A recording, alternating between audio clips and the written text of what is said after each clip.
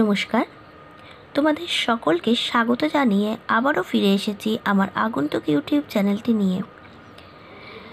আজকের আলোচনার বিষয় অষ্টম শ্রেণীর ঔপনিবেশিক কর্তৃত্ব প্রতিষ্ঠা। এই যে অধ্যায়টা আছে তার আরও একটা ভেরি ইম্পর্টেন্ট প্রশ্ন উত্তর নিয়ে। এর আগের দিন তোমাদের সঙ্গে আলোচনা করেছিলাম যে কর্নওয়ালিস কোড কাকে বলে।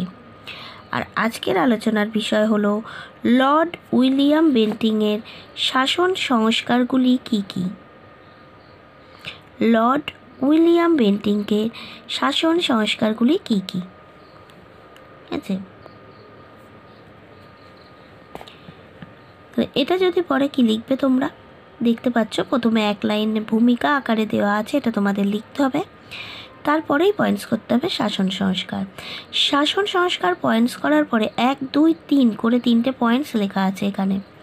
এই 3টে পয়েন্টসে তোমাদের লিখতে হবে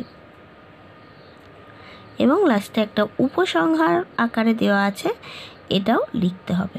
লিখলে প্রশ্নটা কমপ্লিট হবে।